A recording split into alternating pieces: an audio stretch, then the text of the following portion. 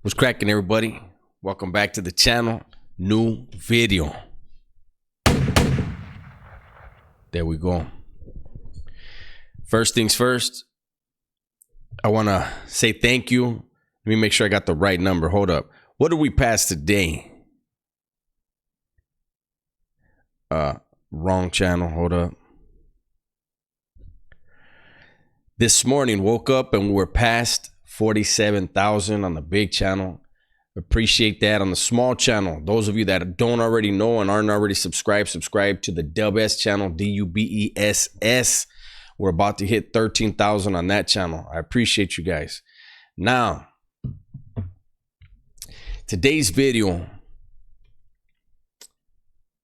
is kind of a recap on a video that I've already done. Those of you that have been around the channel, those of you that have been watching for a while, I couldn't find the video because I would have put the link in here, and that way you could have went back. So that's why I'm kind of going to recap a little bit. But those of you that have been around the channel, you guys remember Dylan and the incident that happened. Those of you that didn't see that video, we're going to go ahead and recap it. And then I'm going to talk about the aftermath. So back in the days, there were always one thing that set New Folsom apart from most joints was back in the days, there were always legends in the I'd say. And so there was always a line of communication, you could say, that was pretty quick, rather than, because back then, a lot of people, not everybody, but a lot of people, in order to get something done, had to write a letter, send it to the Bay. It takes it would take however long it took to get into their hands. They would respond when they had time, send it back, so it was a little process. But in New Folsom, there was always somebody in the back. The back, for those of you not knowing, whenever you hear somebody say the back, they're talking about the hole. Okay. So there was always somebody in the back. So New Folsom had a thing, or at least the raza from Southern California had this thing where just about every 30 days, they would have somebody take something to the back. Now, there was an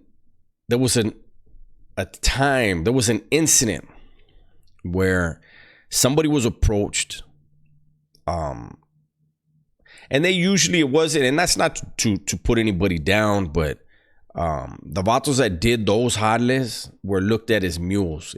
They weren't looked at as, they were not gonna be, you wouldn't see them as somebody you'd be like, oh, that vato's gonna be somebody. No, he didn't even do anything. So usually it was just, they would pick a target. That's if there wasn't somebody that had to be whacked. If there was somebody that had to be whacked, they would take the stuff. But every 30 days, if there wasn't somebody had to get hit, okay, boom. And they would get at one of the vatos on the yard, and hey, would you do us a favor? Yeah. And they would tell them there was a specific group, and they would say, pick one of them, whichever one you want, and go just get down with them. Go fire on them. Whatever happens, eh? And get this stuff. If you land in this block, give it to this guy. If you land in this block, give it to this guy. Okay. So this one vato was approached, and I was kind of surprised that he was approached. Hold on, let me turn this down a little bit. I was kind of surprised he was approached in a way, but then again, like I said, it wasn't a serious mission. But this guy was always like different. But they asked him, hey homie, will you do us a favor? And he was like, yeah. He lived in 5 block. I believe he lived in A section, right? And the llavero, the one that had the yard, lived in C section. Or it was vice versa. One lived in A, one lived in C. And then you had Dylan. There was a homie. That's not his real name. He was a pretty boy. And those of you old enough to remember 90210, supposedly Dylan on 90210 got all the bitches. And this homie was a pretty boy, right? So he was given the code name of Dylan, right? Well, Dylan lived in B section. Dylan was a porter. And so when he said, yeah, they told him, okay, right before yard, we'll make sure you get something, hoop it, take care of it, get it to the back. He's like, all right. So that morning, Dylan goes, stops by the Llaveros pad, picks up the clavo, boom, goes back in the B section to go across, right? Winds up in A section, gives it to, the mule.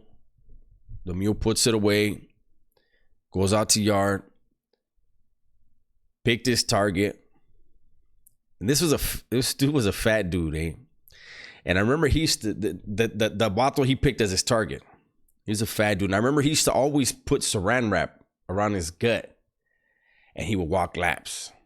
So I guess this dude felt like this fat vato's out of shape. You know what I'm saying? Like, and he's walking around. I'll catch him on a lap. And so he fires on Fat Boy. Bam! Fat Boy turned around and beat him up. Shots fired. Fat Boy socks him up, right? We're all laughing at him like, well, he picked the wrong one.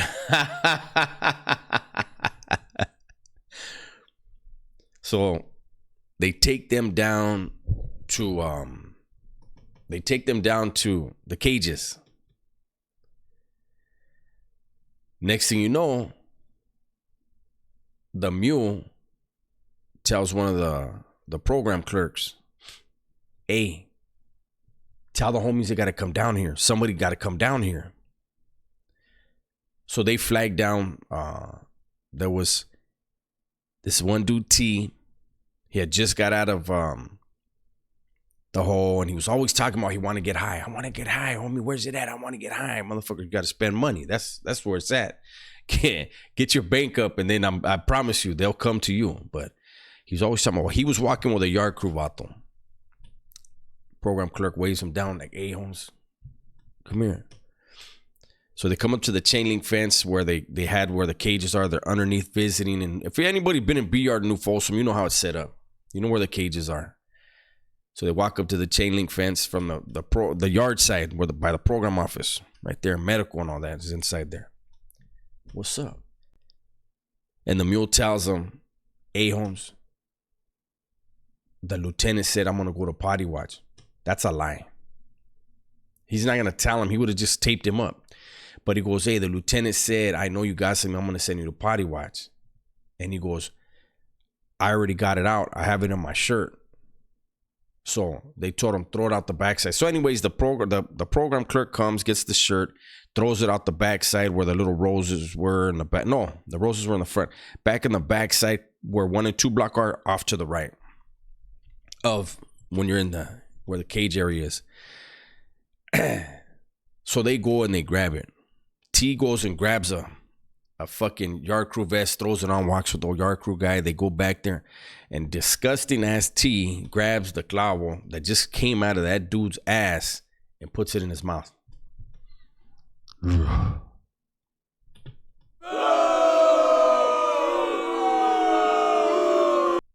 Let that soak in. So anyways, he gets it. They get it back. They take T himself lived in 5 block. He goes in and he gives it to the llavero. Well, guess what? The whole clavo, the way it was wrapped, had been rewrapped. All of the heroin was gone. The huilas were still there. The tobacco was still there. But the heroin was all gone. Investigation time. So to get, I guess I kind of have to recap the whole thing, man, because I don't remember the name of the video that I did on this. So here's what happened. Obviously, it's not the mule. The mule is not going to take the clavo, steal anything out of the clavo, and then give it back. Obviously, that vato was afraid and didn't want to get caught with it, didn't want to get caught up. Now, maybe it was his gut. Who knows what it was? But had that vato have made it back to Ad Say and turned that in, he probably would have got washed up. because it would have been viewed as he got into the clavo. So now he has to pay because that's hot dope. Anytime you're sending it back there to those people, that belongs to them. You're stealing directly from them, right? Excuse me. So now there's two people. There's two suspects, T and Dylan. Dylan was very, very, very well liked by everyone. And T, like I said, T had just come from AdSeg. He liked to carry himself as if he was that guy. He was a killer and a gangster. The only problem with that everybody knew from jump was you just came from AdSeg because you got sent to C facility. And at the time, I've told you guys in other videos, at that time, C facility had a curfew. So as gangster as you talk and walk and act, you didn't stab nobody when you were there. You got in a fist fight, went to AdSeg, and then came over here. So, so a lot of people disliked him because the way he carried himself. But when it comes down to an investigation like this, your words come back to haunt you. The day he got out of AdSeg and the day when they cleared him for yard, his first day on the yard. Hey, homie, where's it at? That's all you heard him saying. Hey, where's it at, homie? Who got it right now? I just did a little hollering. I mean, can I get blessed? Not, hey, I got some canteen, or hey, I can fucking send some. No, it was, I just came out the way. Fuck, fool, you did a fist. We don't fist fight, and you fucking fist fought somebody. So the powers that be, the people, back then it was a llavero system still. The llavero was in 5 block. My celly at the time was basically, I don't want to say telling the llavero what to do, but anything my celly said was regarded very highly and pretty much was what was going to happen, right? So him being my celly, I was always aware of what was going on, what was being said, where the investigation was, and that I knew, right? And everybody was leaning towards T. It's T. It's T. My Sally and I both felt it was Dylan. Other people felt, as much as we don't like this vato estilo, T put it in his mouth, took it straight in, and gave it back. Dylan picked it up that morning in one section, went into his section. What happened when he was in his section? Did he get into a cell? How? No one knows how long it took to get from one section to another. And in that video I put out, I said, everybody leave a comment. Who do you think it was? And a lot of people said the llavero. And a lot of people said it was T. I always thought, and to this day believe, it was Dylan. But check it out. Time was going by. All of a sudden, Dylan was getting high a lot, but he was getting high a lot with the llavero. So then it was looking like, is the llavero turning a blind eye to get high? This is very fucking serious. That dope belonged to very important people. This has to be resolved one way or the other. Next thing you know, somebody comes down from the bay. And this vato came down from the bay. He was from Crazy Riders. This dude was a fool. And when he got there, his first day on the yard, he came up to my celly and he was like, hey, what's up with this yard, homie? And my celly was like, what you mean, what's up with this yard, eh? It's feed, man. And he was like, from what I see, it might not be. Serious accusations, very serious conversation. And he tells my celly, there's somebody here that shouldn't be here, a straight up rat. And he goes, but what I'm going to do, he says, I'm going to whack him. And my Sally was like, hold up. You just got here. We'll take care of it. So if you go back to the video I did on Cartoon where the whole, hey, somebody's going to get hit and you won't believe who it was. It was a vato from Easy Riders. And I'm trying to condense everything. What happened was this dude had been smoking crack on the streets. Vatos from, I believe it was Mid-City, went and blasted on somebody else. This vato's not from either neighborhood. The one from Easy Riders. He sees what happens. He gets picked up. And he fucking cooperates. Gives up who it is. He knew who it was. Gave him up. Now here's the thing. This vato was humongous. The biggest, out of all the homies on there, biggest dude. Out of all the raza from Southern California, any Mexican, period, on the yard, he was bigger than all of them. And he had hands. He got in that boxing ring. He had hands, right? Well, years after he had done that, you know, when he did that, he changed his name. And he went to the county jail, LA County, putting in work. He lands in the gang module. Back then, that's when it was brand new. You didn't go to the gang module because you had tattoos. Like, you know, they started doing that later. Now, you went over there for putting in work. And then when you were in the gang module, you put in work and you went to high power. So I had a lot of Sallys that had opened up the gang module. And so I knew a lot of it, how it was. And so anyways, he's there. It's a 6-man cell.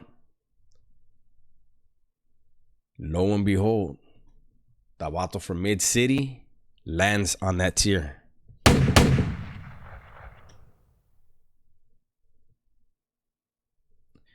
This dude, the dude from Mid-City wasn't involved on the hit. But it comes out. Now, I'm talking about this because obviously the statute of limitations is way, way past. This is in 93, I believe, when this happened. 92, 93, right when gang module first opened. I believe it was 92 when this happened, this incident. His cellies jump on him. Thrill him. Stab him in the eye. Stab him everywhere. There were vatos that were on that roll that were in New Folsom with us. And they talked about after everything was said and done, they were like, holy shit, that was him. The thing that threw everybody off is he had changed his name. And they always said his eye got took out. But the luck of whatever was with him, the piece went in his eye and went up. It didn't go in deep enough to hit his brain. And it went in between his eyeball and his skull. And came back out. They never knew that. They were always looking for a big dude with one eye. They said that when the Judas came, when the sheriffs came to break it up or whatever, he had played possum.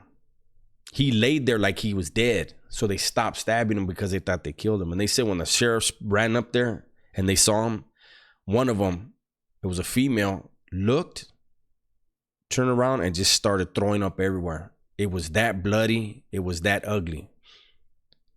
So they dragged this dude out. So now we know this dude from Easy Riders who had been putting in work. He had went to the shoe because he was in Susanville. When the whole north-south thing was jumping off in Susanville, he had put in some work. Went to the shoe.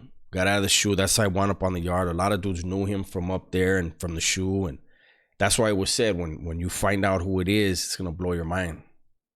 Well, prior to it happening, I was made aware this is who it is, eh? After the whole cartoon thing, man, why you say anything? I was like, that shit never going to happen, right?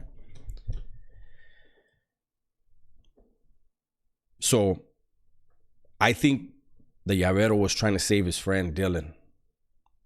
Dylan was approached and they asked him, hey, Holmes, can you do a holler for us? Dylan had been around, pretty boy or not, he knew what time it was. He was a gangster. He said, hell yeah. who is it? And they said, it's old boy from Easy Riders. And he said, I'll do it. I only ask you for one thing. The llavero says, what's that? He said, I'm going to whack him, but don't send no one with me. It's usually 2 dudes on one. But he said, I don't want nobody with me. And the homie was like, that's a big ass dude, homie. Like, he's known, he's got hands. He's like, listen, I will take care of this dude. He will get off the yard, and I'm going to get away with it. The llavero said, that's what you want? Go ahead. I've told this story before. The day it happened, there was a baseball game. It was a Southern Raza and the Bulldogs on the same team against the Woods, against the Whites. I'm sitting right by the vato from Easy Riders because I already had it in my head. My Sally and I had spoke about it. And I always refer to him as my Sally at the time. I'm Sally's with Cartoon, but the other homie, because I don't like to say his name, the one from Pacas, right? And I had told him, hey, Holmes, I know he don't want nobody involved, but if he has a problem with them, I'm going to get on it. All right.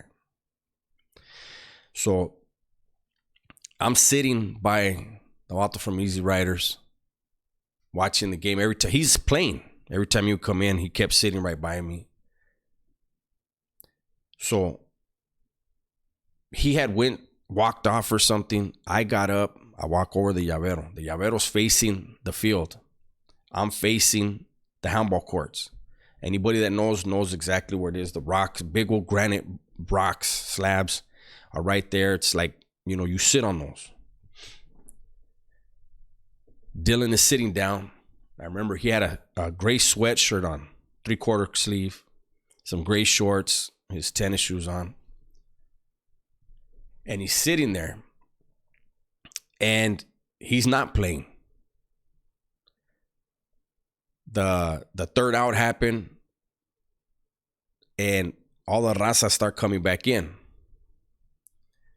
Easy Rider sits right here on the left side of Dylan. And I'm telling the llavero, I said, hey, I think it's going to go down right now. Now look at this. This is exactly what Dylan did. Dylan's looking out at the field. Easy Riders comes over and sits down on his left side, and Dylan goes like this. He just starts laughing and went like this, like he didn't want old boy to see him laughing. He goes like this. He looks back up, and I tell him, hey, I think it's going to go down right now. And he goes, stay right here. Just let me know. Dylan looks up. He glances over to his right. To the right is where the gym is, the chapel, Central Tower. That day, there happened to be squad members under the Central Tower. So Dylan looks over, looks straight ahead, and then I see him reach into the sleeve of his left arm. He had a rubber band right here, and the knife and the rubber band. Couldn't see it because of his sleeve. He reached in and boom, shoved it right in the fucking Easy Rider's neck. As soon as he stuck it in his neck, Easy Riders arched up and he made a noise. The third out happened. All the Raza and Bulldogs got up and started walking out. They didn't see what happened. This vato, when he got hit the first one, but as soon as he hit him, boom, boom, he's just on him. He's whacking him. But on that first one, his whole body, it looked like that scene in The Exorcist. The new Exorcist, the Emily Rose one, whatever it is, when she arches back her stomach. He had his hand both of his hands on the granite rock. His legs were up and he tended up. And he made this fucking noise, I don't know. I never forgot that noise. Until I saw that one pegada years later. in Pelican Bay beef facility, that was the one that stuck in my head. He hit him, boom, and just kept hitting, boom, boom, boom. And then he collapsed, bam. And I remember he collapsed, the way he collapsed on the boulder, like his glasses went sideways. He like landed on a cup. People got up and slowly started walking away. Somehow it was long enough, the whole skirmish was long enough that there was still, the raza was still on the field. Everybody started walking off, and it was a bulldog. He said something like, no. Easy Rider sits up. He played possum again. That's how he always got away. He sat up, and we're watching him, and he grabbed his left leg, and he picked it up and dropped it. So we knew something's wrong with his leg, What happened was when one of the punctures, when it went in, it hit a nerve in his spine or some shit. So his left side was like paralyzed or numb, or I don't know. And he got up and he hopped over to the backstop. And there was a white dude, youngster, probably younger than me. And he was going to be up to bat. And Easy Riders tells him, hey, let me get that bat. I think he wanted the bat to use it as a cane. And the youngster looks, sees this big ass dude. I don't think he realized he was leaking. And there was an older white dude, Jimmy. The youngster was about to hand the bat to him, and Jimmy walked over there and he snatched the bat, and he told him, go over there, and he goes, you ain't getting this. And he walked away with the bat. Easy Riders took one hop and then tried to step on his left leg. His leg gave out, and bam, he landed on home plate. And I remember somebody said, he's safe. There's no sympathy in prison. But when he fell, I remember it was a bulldog. And he looked over at the raza from Southern California, and he's like, hey, Holmes, I think these white boys just hit the homie. And I remember it was a homie from Hawaiian Gardens that told him no. The bulldog was going to rush him. And there was a homie from Hawaiian Gardens that told him, nah, leave it alone. Play ball. Everybody play ball. So they went to play ball. Anyways, so Dylan did that. And we believed, those of us that knew what was going on with the investigation believed that was the Llavero's way of trying to save his friend. I don't think he expected him to stay. I think he had thought he'll do the Harlem, he'll get out of here, you know what I'm saying, and it'll be somebody else's headache. Again, everybody had major love for Dylan, He did the Harlem. That fool was gone. Dylan went back to the cell. And the investigation kept going. Clock's ticking. It's like a time bomb, though. That fuse is shortening. The Llavero's either going to get in trouble or one of these dudes are going to get hit. Something's got to give, though. Right? Myself and others believed it was going to be, regardless that we thought it was Dylan, there was no way to prove it. And he was loved by so many. And this is a glimpse, man, so you guys can see. So it was kind of like, people were like, T's gonna get sacrificed. I think somebody got in his ear and told him, hey, if you don't take initiative, you're gonna fall. But then I found out the real thing was, the real plan was, we can't figure out who it is. Let's convince T to whack Dylan. And then he has to hand the knife off to someone else that he trusts. And then that person is going to whack T. That was the plan that was formulated. So Dylan was always one of them dudes you could never get behind him. He was always on his toes, right? He would hear anything, it didn't matter how, and he would look. Like, you ain't getting behind him. This was before this incident. He was just one of them dudes. He was on his shit. You couldn't come around him without him knowing. Well, one day he slipped. He was leaning on the rail by the upper water fountain. T came around. Boom. He starts ripping his lungs up, puncturing his lungs. There was another homie that was with him. He was told, hey, you can't lose this strap. We need this strap back. When you're done, give it to me and I'll get rid of it. T, his gut must have told him otherwise, because he's thrilling Dylan. Boom, boom, boom, boom. Turns around and throws it over the wall and then walks off. Dylan went into the cell. You never spoil. Raza from Southern California, that's one thing they don't do. That was like, if somebody made it back to their cell, that somebody fucked up. Because once he's in that cell, he's a threat to his cellie. He's a threat to everyone on the tier now. Never supposed to let them get back to the cell. Not for pegada like now. If it's a check and he's told, hey, Holmes, it's just a check, he can go back and patch himself up. But on a hotline like this, he should have never been allowed. Anyways, he went. Long story short, he wound up asking for medical attention. Almost died. He collapsed in the cage. His lungs were collapsed. I don't remember if it was both of them. I know for sure one lung was collapsed. And T was able to live another day. It didn't last long for him. And it was more due to his arrogance than anything else. But I wanted to make sure, because I couldn't find that video. I said, let me redo that video. Let me look at it. Couldn't find it. Hopefully somebody finds it. But I will say this. T and I went to the bay together. This dude was, like 11 years older than me. 10, 11 years older than me.